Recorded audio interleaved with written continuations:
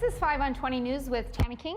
And I'm Pedro Santa Cruz. First, I'd like to thank my other co-host, Rich, for allowing me to pick up his shift today. I spent a little too much money at the casino this week. So, coming to you live from our studio in downtown Tucson, it's January 18th. First, in local headlines. Arizona Senator John McCain asked the president to stop attacking the media in an opinion piece for the Washington Post on Tuesday. McCain's piece came hours before fellow Senator Jeff Flake spoke on the Senate floor about the president's attacks on the media. Their statements coincide with a planned fake news awards announced by Trump on Twitter 2 weeks ago. In the piece, McCain says that the Trump has threatened to continue his attempt to discredit the free press by bestowing fake news awards upon reporters and news outlets whose coverage he disagrees with.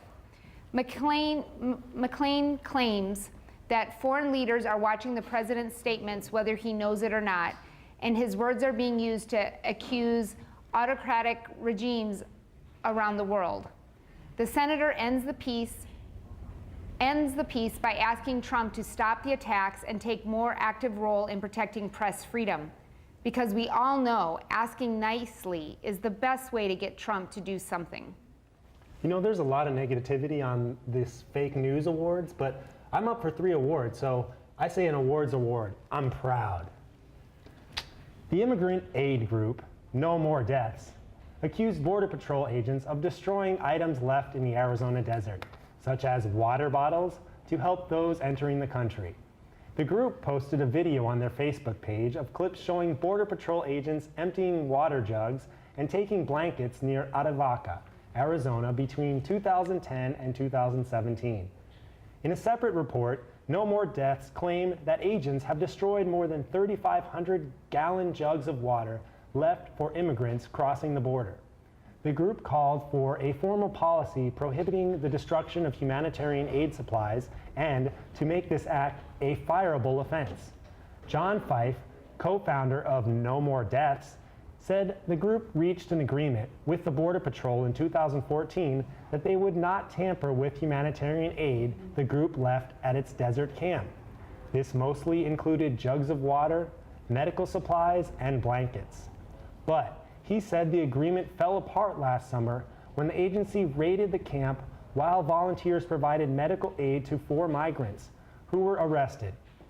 Fife is a former minister who was active in the 1980s sanctuary movement after a flood of Central American immigrants fled a civil war. A spokesman for the U.S. Customs and Border Protection said the agency was still working on a statement and will deliver it once everyone forgets about the issue. That's an interesting strategy, don't you think? Forget about it. Both locations of Jason's Deli in Tucson were affected by a data breach resulting in privacy of customers' credit card numbers being compromised. If you are concerned that you might be one of these customers affected, check with your credit card company for any suspicious activity and contact Jason's Deli customer service to report the issue. Jason's Deli is offering up their famous soft serve ice cream with any reported identity theft. But just so you know, the side that dispenses the chocolate is broken, so just get the swirl and eat around the vanilla. You know, some people have described Pedro as a swirl of chocolate and vanilla as well, and I say take both flavors at once. In the recent survey conducted by the Arizona Farm Bureau Federation, the price of a dozen eggs is up by 35%. Increased prices are a direct result of a decrease in the number of hens laying in the state. The low production has Republican lawmakers concerned, and they have commissioned a study to determine if Planned Parenthood or other pro-contraception agencies have caused the decrease in hen production. They also released a statement saying they are wholeheartedly against the use of hen abortions and chicken prophylactics. Whatever your stance on the issue, Pedro Santa Cruz is concerned that the cost of his favorite Tucson breakfast, huevos rancheros, is on the rise. And in case you're wondering, I also like Fruit Loops and Captain Crunch. Good to know. Pima County Natural Resources, Parks and Recreation has launched a Beat Back Bufflegrass Month, which goes until March 2nd. Bufflegrass is an invasive non-native weed that steals water and nutrients from native vegetation, causing native vegetation to die. Bufflegrass is also dangerous to local ecosystems because it increases the risk of extreme fire. During the month-long campaign, the county is asking for volunteers to help remove the grass from local areas, including A Mountain, Saguaro National Park, and Sabino Canyon. Many groups have volunteered for the project already, including a group of local stoners who have pledged to burn a shit ton of grass to help such a worthy environmental cause. Stoners are good people when you get down to it, really. Yeah. Now, in national and international news. A new report, NASA found that 2017 was one of the hottest years on record. 2017 surface temperatures were slightly lower than the previous year when the warmth was aided by El Nino, the Pacific weather pattern usually linked with record-setting heat. But when subtracting the effect of El Nino, 2017 would be the hottest year since 1880, when temperature record began being kept. Scientists at the National Oceanic and Atmospheric Administration used a different analytical method and found 2017 to be the third hottest behind 2016 and 2015. El Nino also contributed to the heat of 2015. According to both analysts, 17 of the 18 hottest years have occurred since 2001. Since the 19th century, temperatures have increased over 1 degree Celsius, according to both reports. In order to avoid the worst consequence of climate change, scientists say that we need to keep global temperatures under 2 degrees Celsius. So we're halfway to Armageddon. Raise your glasses. Cheers. Salud. Cheers. Salud. I'm not sure why people are complaining so much about hot temperatures. Why don't they just stay inside where there's air conditioning? Right. And for those of you who are wondering, El Nino means the Nino. Attorneys General in New York and Connecticut are suing the EPA for what they claim is out-of-state air pollution that affects their states.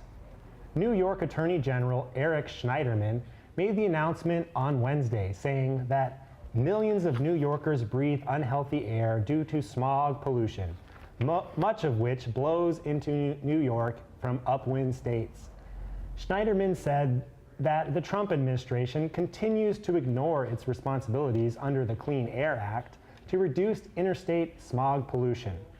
He was referring to the Good Neighbor Clause of the Clean Air Act, which forces the federal government to commit to tougher air quality standards in place to protect downwind states.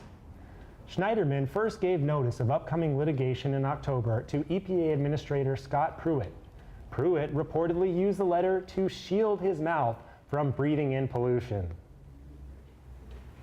9 Park Service Advisor board members quit their posts, citing concern over the Trump administration's policies regarding national parks. In a letter sent to the Interior Secretary Ryan Zink, the group said that they had been unable to meet with Zink or the Interior Department in his first year in the position. The author of the letter, Alaska Democrat Governor Tony Knowles, said that the advisory group was supposed to meet twice a year, but he was told these meetings were suspended. He noted that previous administrations met with the board immediately. 8 of the 9 members had terms ending in May and suspected the agency of trying to run out the clock of their appointments. The Interior Department didn't seem too bothered by their resignations. Interior spokeswoman Heather Swift said in a statement that the 9 members had to ignore sexual assault problems at the National Park Service and supported former director Jonathan Jarvis despite ethics violations. She said that we welcome their resignations and we expect nothing less than quitting from members who found it convenient to turn a blind eye to a woman being sexually harassed at national parks and praise a man for inspiring who had been blasted for ethics and management failures. Shots fired.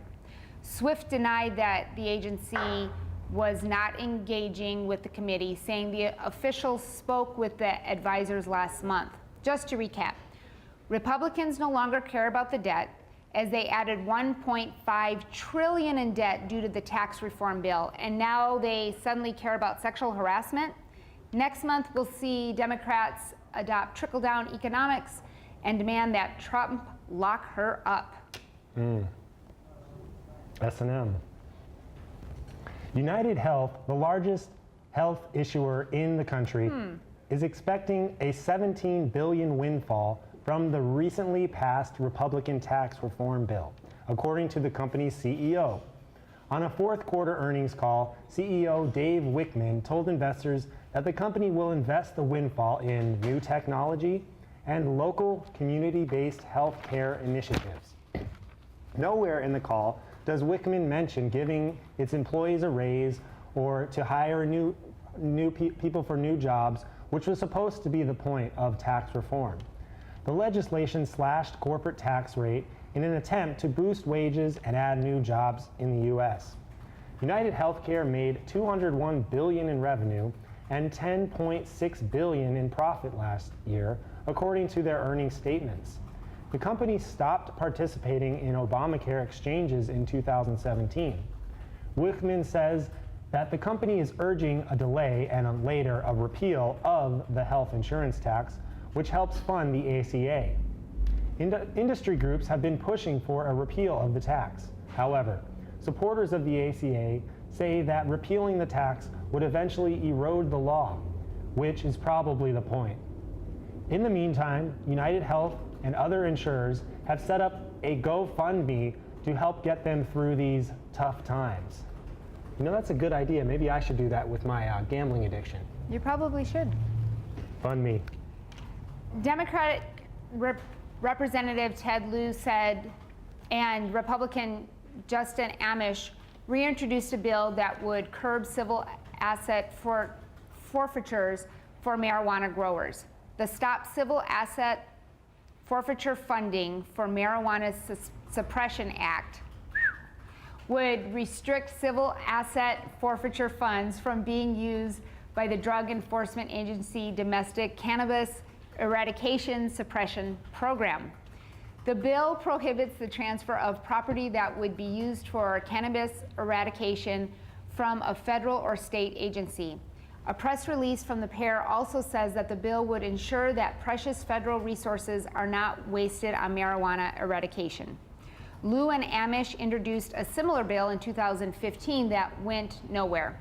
However, since then, 8 states have legalized recreational marijuana, and a number of states have now medical marijuana programs. Lieu said that the federal government has a responsibility to spend taxpayer money wisely. Instead, AG Jeff Sessions would rather waste federal dollars by attacking marijuana, which has been legalized for medical and recreational use in the majority of the states in the U.S. Amish said that civil asset forfeiture is an unconstitutional practice whereby the government takes people's property without due process.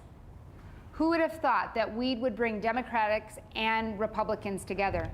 Maybe Jeff Sessions just needs to calm down and smoke a big fat joint. Probably. You know, if the government is truly serious about eradicating marijuana, I know a few people who are very good at that, so maybe they should get them on the case. President Trump released his long-awaited and confusing fake news awards last night. 2 weeks ago, the president promised on Twitter that he would be naming the best of the worst of the mainstream news media. And for some reason, he delivered on his promise. Last night, on the site GOP.com, a blog was released listing instances of the mainstream media making potential mistakes related to the Trump presidency. These included claiming that the president threw a bucket of fish food into a pool beside Japanese Prime Minister Shinzo Abe, and the claim that Trump took down a statue of Martin Luther King Jr. bust. You know, the important stuff. In the case of the MLK statue, it was actually tweeted out by reporter Zeke Miller, but wasn't reported by any news networks. I guess news is subjective now. It's worth noting that media outlets had already issued retractions following the incidents, and one journalist involved was even suspended for the mistakes. But it looks like the GOP should have taken a little extra time putting together the awards, because their website looks like a mid-2000s blog. The pictures on the site were warped and squeezed, evidently because the website creator couldn't take the time to find more high-resolution photos. Some of the winners included Thomas Friedman of the New York Times, who took the #1 spot and who is actually an opinion writer who doesn't actually report news. The Washington Post, Time Magazine, and of course the president's favorite, CNN, also won at the Fake News Awards. The losers, of course, were all of us. So Pedro didn't win, apparently. Sorry, Pedro. This was 5 on 20 News with Tammy King. And Pedro Santa Cruz. Be sure to like, share, and subscribe to our YouTube account. And don't forget to follow us on Facebook, Instagram, and Twitter for all the latest creative news and content. You'll be fine. You can also feel free to get in touch with us at info@creativetucson.org. Also stick around for This Week in Tucson comedy with host, the real Rich Gary. Yeah, Rich Gary's a great guy. He will fill you in on what is going on in Tucson in the comedy scene. Thanks so for funny. watching, and stay creative, Tucson.